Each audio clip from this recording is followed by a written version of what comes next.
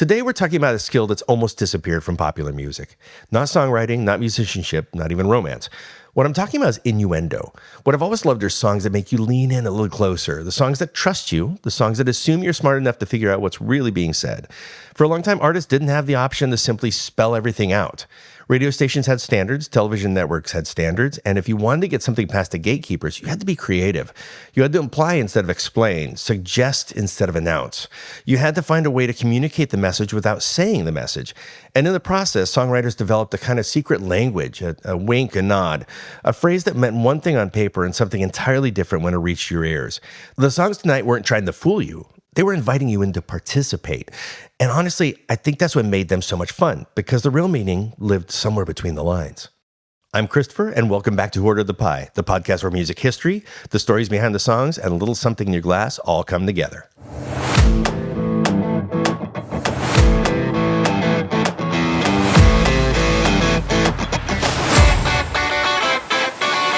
The Rolling Stones released Let's Spend the Night Together in 1967. Today, that title barely raises an eyebrow. In 1967, though, it caused a national argument.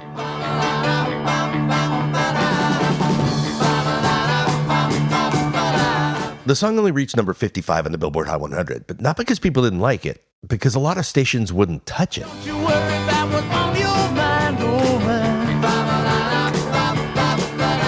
The biggest moment came when the Stones were slated to be on the Ed Sullivan Show. Sullivan demanded a lyric change.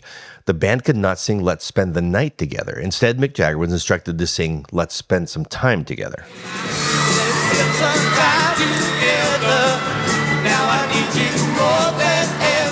And technically he did. But while singing it, Jagger rolled his eyes directly into the camera, and the audience got the joke immediately. And that's what makes this song so important. The censors believed that they controlled the meaning because they controlled the words. The audience understood something different.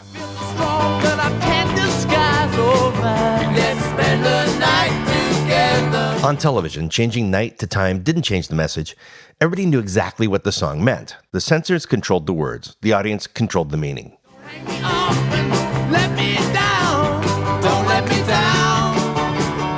And here's the funny part. The song was released as a double A-side with Ruby Tuesday. The radio programmers suddenly had a choice. One song was controversial, the other wasn't. Guess which one they played? Ruby Tuesday went all the way to number 1. Let's Spend the Night Together stalled at number 55. Let's spend the night together. Now I need you more than ever. But the controversy didn't disappear. If anything, it made the song even more memorable. Let's think about this. It's nearly 60 years later, and we're still talking about the song that they tried to stop. Think about that. The lyric wasn't explicit by today's standards, not even close. Nobody was swearing. Nobody was describing anything. The entire controversy was created by 4 words. Spend the night together. I need you more than ever. Let's spend the night together. That's how different the rules were. And it was also a reminder of how quickly popular music was changing. Just a few years earlier, one of the biggest songs in America was I Want to Hold Your Hand. Now Mick Jagger was proposing something a little bit more ambitious. What's interesting is that there isn't much subtlety here. Jagger wasn't hiding behind a metaphor. He wasn't disguising the message. He wasn't making the audience solve a puzzle. He just said it. I'll satisfy your every need, your every need. Yeah, he just said it. And the reaction taught an entire generation of songwriters an important lesson. If you wanted to get past the gatekeepers, you were going to need a different strategy. After all, this wasn't just a few angry letters that they received. Ed Sullivan was reportedly so irritated by the whole episode that he didn't want the Stones back on his show. That's how serious people took it back in 1967. Because the battle wasn't really about decency. It was about who decided what the song meant. For a long time, that power belonged to the television networks, radio stations, and censors. But the audience was about to take some of that power back for themselves. And once they did, the songwriting got even more creative.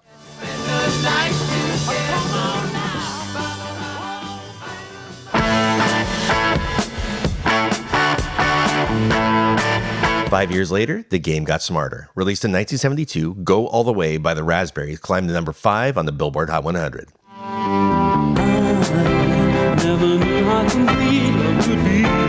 It was also banned by several radio stations, including the BBC. What's fascinating is that the songwriter Eric Carmen wasn't trying to shock people, he was trying to outsmart them. And yes, this is the same Eric Carmen that would later give us All By Myself and Hungry Eyes.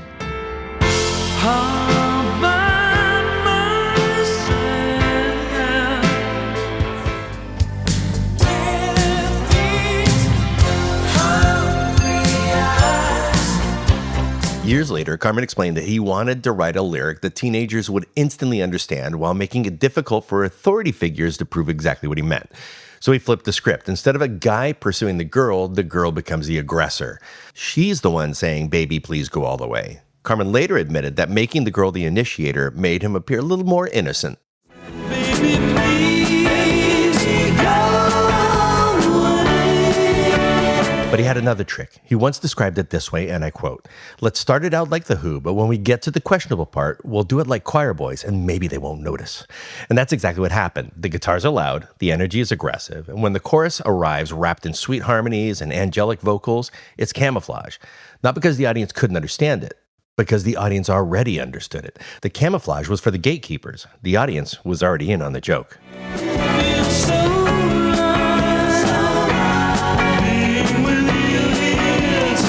Eric Carmen was solving the same problem Mick Jagger faced a few years earlier. How do you communicate something everyone understands without giving the censors an easy target? The answer was simple. Hide the meaning inside the arrangement. Sweet harmonies, choir boy vocals, plausible deniability. The audience understood, and the censors struggled to prove it. By the middle of the 70s, some artists were discovering something even more effective. What if the lyrics weren't carrying the message at all? What if the performance did it for you?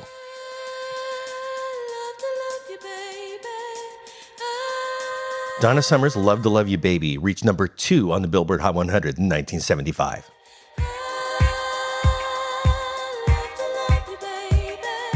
Unlike the songs we've heard so far, the controversy wasn't really about the words. It was about the performance, the mood, and the atmosphere. And here's the part I never knew. Donna Summer didn't want to record it in this way. When you're laying so close to me, there's no place I'd rather you be than with me. The song began when she came up with a simple phrase, "I love to love you, baby." Producer Giorgio Moroder loved it and began building a track around it. But Summer wasn't quite sure how to sing it. See, she had a powerful gospel-trained voice, so every time she approached it normally, something felt wrong. So she created a character in her mind, and that character was Marilyn Monroe. Do it to me again and again. You put me in such an awful spin in a spin. In the studio, the lights were turned down low, a candle was lit, and she sat on the floor and sang as the character she imagined Marilyn would have played. And that's important because the listeners thought they were hearing Donna Summer. Donna Summer believed she was acting. The audience heard confession. She heard performance.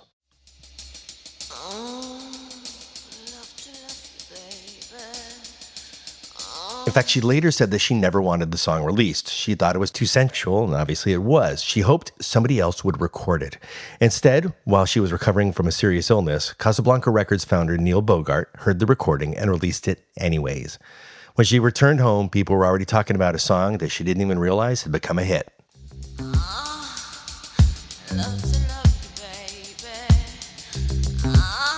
Imagine recording a song, spending weeks in the hospital, then discovering you're suddenly famous. Meanwhile, everybody was arguing about the controversy. The BBC banned it. Some stations refused to play it. Critics debated what they were hearing. But while everyone was focused on that, Giorgio Moroder was quietly changing music forever. The hypnotic pulse, the repetition, and that extended groove.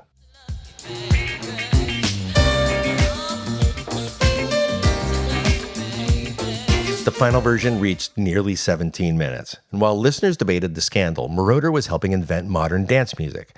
For the first time, the message wasn't just in the lyric. The message was in the performance. How she sang it, or in a lot of cases in this song, how she moaned it, became just as important as what she sang. And that changed everything, because once artists discovered that trick, another possibility emerged. Maybe sounding sensual wasn't the smartest disguise. Maybe sounding innocent was. Gonna find my baby, gonna hold her tight, gonna grab some afternoon delight. Afternoon Delight hit number 1 in 1976, and it may be the most successful disguise in this entire episode. When everything's a little clearer in the light of day. Now, the title came from a happy hour menu at Clyde's restaurant in Georgetown. Bill Darnoff was there for lunch when he noticed a table card promoting something called Afternoon Delights. It was a menu promotion, but Darnoff immediately recognized that that phrase had a second meaning. And once he saw it, he couldn't unsee it, and that's the trick. Nothing in the title is explicit, and nothing in the title is offensive. The meaning comes entirely from context. Thinking of you's working up my appetite, looking forward to a little afternoon delight. And here's what makes it even better. Darnoff and Tiffany Nivert were also co-writers of Take Me Home Country Roads, one of the most wholesome songs of the decade, which tells you something important. Afternoon Delight sounds innocent because the writers knew exactly what innocence sounded like. The harmonies are warm, the arrangement is friendly, and the performers, they sound like somebody you'd invite over for dinner. Sky rockets in flight, afternoon delight. Meanwhile, they're singing about a little midday rendezvous. The disguise worked so well that America completely embraced it. In 1977, Starline Vocal Band won the Grammy Award for Best New Artist. And here's the crazy part. They beat out Boston. Yeah, Boston. The band whose debut album would eventually sell millions and millions of copies and become one of the biggest selling debut albums in rock and roll history. Afternoon delight. That's how big Afternoon Delight was. The song became such a phenomenon that the Starline Vocal Band even landed their own CBS summer television variety show. Think about that for a second. A song about sneaking home in the middle of the day for you-know-what was so charming, was so harmless sounding, that it won a Grammy, beat Boston, and helped earn its performers a network television show. That is how effective this disguise was. Afternoon delight.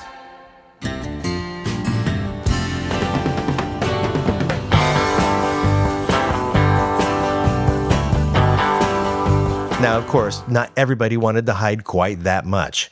The Who Squeeze Box reached number 16 on the Billboard Hot 100 in 1975. Mama's got a squeeze box she wears on her chest. And when Daddy comes home, he never gets no rest. And unlike Afternoon Delight, this one barely bothers pretending. The entire song is supposedly about an accordion, a squeeze box. Sure it is. An instrument that gets played, gets squeezed, makes noise when you handle it properly. Pete Townsend knew exactly what he was doing. The brilliance of the song is that he hides it in a joke. The brilliance is that he never stops smiling while he tells it. Comedy became cover, because a joke can get away with things that serious lyrics can't. If somebody complained, you could always just point to the accordion. If somebody laughed, then they understood exactly what was happening. Mama's got a squeeze box, Daddy never sleeps at night. Pete Townsend later admitted that the song was intentionally silly. In fact, he once described it as a bit of a throwaway novelty song. But audiences loved it, because by 1975, audiences understood the game. The lyrics never actually say what they're talking about. Instead, they keep coming back to the accordion. My mom has got a squeeze box she wears on her chest. Technically, that's exactly what an accordion is. Technically. She goes in and out and in and out and in and out and in. Right, accordion. We're talking about accordion, right? Got it. But that's not why the song worked. The song worked because listeners have become fluent in double entendre. They know how to listen between the lines. They know how to find the second meaning hiding behind the first one. And that's really the difference between Squeezebox and Let's Spend the Night Together. Mick Jagger tried to say it directly. Pete Townsend turned it into a joke. The audiences did the rest. By mid-1970s, songwriters no longer had to spell everything out. A wink was enough, and few songs wink harder than Squeezebox. But by now, the audience wasn't just in on the joke. They were helping tell it.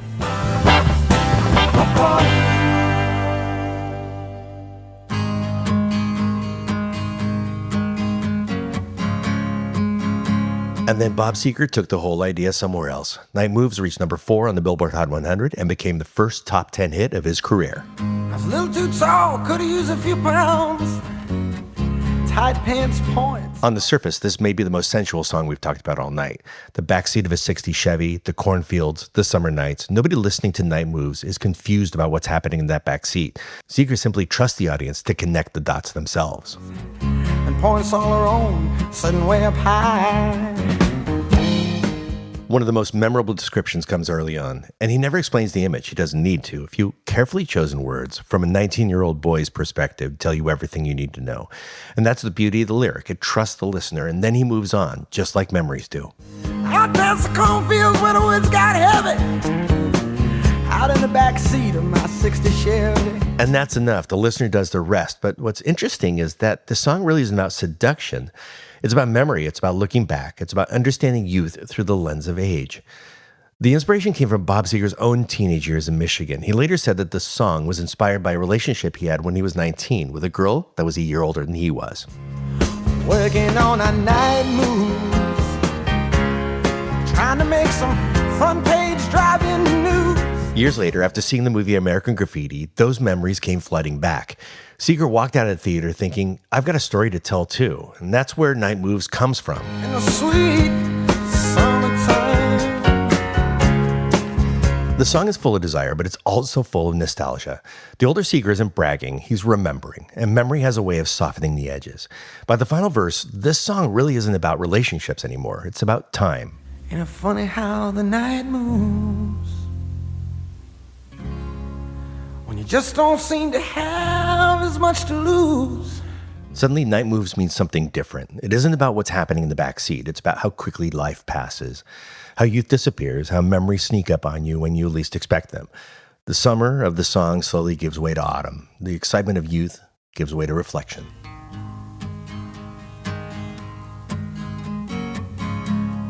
And the meaning of Night Moves changes right along with it. Maybe that's the most interesting twist in this entire episode.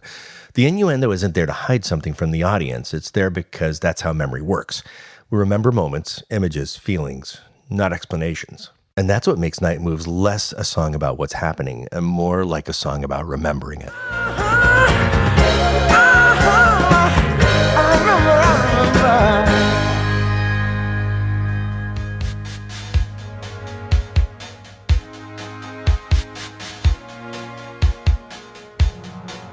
And then we arrive at Prince. Little Red Corvette reached number 6 on the Billboard Hot 100 in 1983 and became Prince's first major pop crossover hit. I guess I should know by the way you parked your car sideways that it wouldn't last. What made Prince different wasn't the subject matter. What made Prince different was how completely he buried the message inside metaphors. The song is built around a horse and car imagery. On the surface, it's a song about a Corvette. In reality, it's about a woman moving too fast through relationships. Kind of person that believes in making out once, love them and leave them fast. And the inspiration came from a real encounter. Prince later said that the song was inspired by a woman he met after a concert. The next morning, he woke up and saw her wig and hair extensions spread out across the room. That image stuck with him. Most people would have seen a pile of hair. Prince saw horses. The famous horse imagery running through the song grew from that moment. And that's what made Prince different. A lot of songwriters would have written the direct story. Prince wrote about a Corvette. You see, what have I got to lose? And honey, I say, big red Corvette. And Prince knew exactly what he was doing. He'd already written songs that were far more explicit. Head, Sister. But with Little Red Corvette, he discovered something more powerful. He could say the same things without actually saying them. Radio programmers heard a catchy pop song. Everybody else knew exactly what Prince was talking about. The genius wasn't the metaphor. The genius was how completely he committed to it. Line after line, verse after verse, the imagery keeps expanding. The woman becomes the racetrack. Former lovers become jockeys. The horses keep running through the entire song. You drove me to the place where your horses run free. And I saw all the pictures of the jockeys that were there before me. So the horse imagery isn't random. We already know where that came from, Prince's imagination and the wig. But the horses don't feel out of place here. After all, what powers a Corvette? Horsepower. And that's part of what makes the song so fascinating. The woman is the Little Red Corvette, fast, exciting, beautiful, and maybe a little bit dangerous. The horses, the jockey, the gas, the engines, they're all speaking the same language. And somehow, Prince keeps moving it all in the same direction, and that's the impressive part. Most songwriters pick a metaphor and stick with it. Prince keeps layering new images into the same story without ever losing the thread. Well, almost, because right there in the first verse, Prince gives the audience the answer key. She had a pocket full of horses, Trojan and some of them used. And there it is. For one brief moment, the curtain gets pulled back. The audience knows exactly what the song is about. Then Prince goes right back into the imagery. But that's the remarkable part. The metaphor survives even when he tells you the truth. Honey, I say, big red Corvette. Baby, you're much too fast. But the story gets even better. In January of 1983, Stevie Nicks heard Little Red Corvette on the radio while driving on her honeymoon. The song hit her so hard that she immediately started hearing another song in her head. Afraid she might forget it, she and her husband pulled over and bought a tape recorder right there on the spot. Stevie Nicks recorded the idea before it could disappear. That song became Stand Back. Stand back, stand back. In the middle of my room, I did not hear from you. When Nicks later told Prince the story, he showed up at the studio, sat down at the keyboard, and helped shape the recording. Then, just as suddenly as he arrived, he left. Nicks later said that it felt like a dream. It's so interesting. A song built around the metaphor inspired a completely different classic song. That's the kind of ripple effect that great songwriting creates.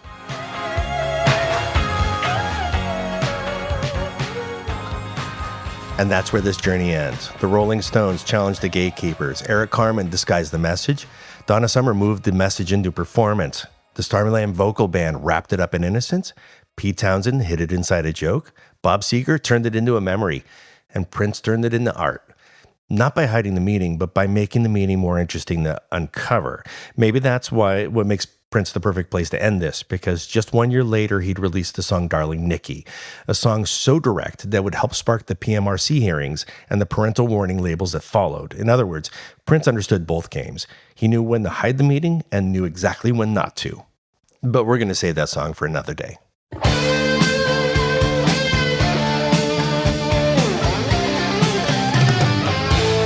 Before we get to tonight's cocktail, one quick honorable mention, and yes, this is completely self-indulgent. I wanted an excuse to talk about this song for years, and this is the perfect place to do it.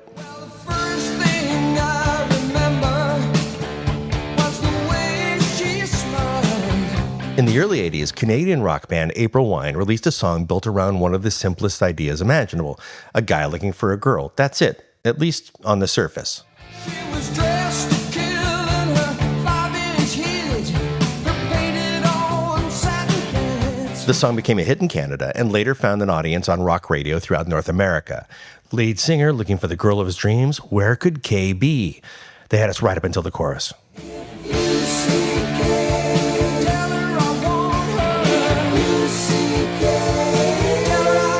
And now you know why I didn't tell you the name of the song. The entire joke depends on hearing it, not reading it, hearing it. And once you hear it, you can't unhear it, which may be the most sophisticated trick of this entire era.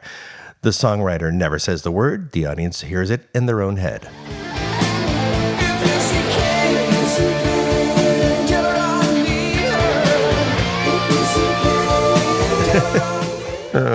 God, I'm sorry I had to do that. Anyway, sorry. Tonight's cocktail is called The Wink because it's really what these songs are all about, what they're doing. It's a wink, not saying anything outright, not spelling it out, just giving the audience enough information to connect the dots for themselves. And that's exactly how the drink works.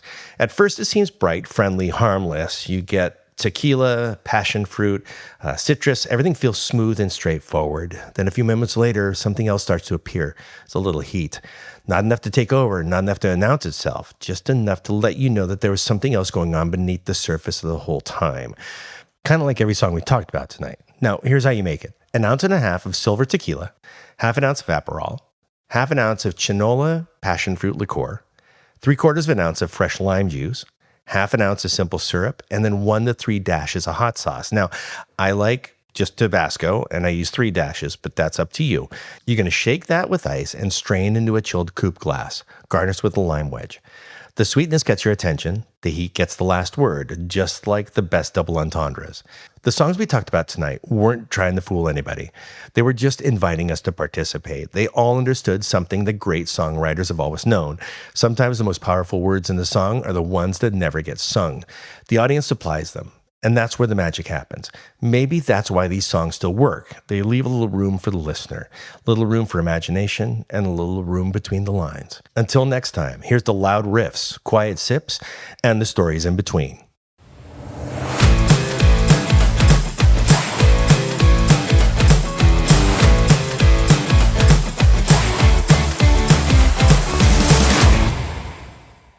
All right, and one final footnote here. You may have noticed that I proceeded with great caution today. I didn't use any words, any expletives. I didn't even use the sex word. The reason for that is YouTube is infamous for blocking videos that use any of that type of language, so I had to be careful myself. And I just kind of found that ironic that the episode I'm talking about where you have to be careful with song lyrics, I have to be careful with the description of the song lyrics that you have to be careful with. That's it. Bye. Thank you.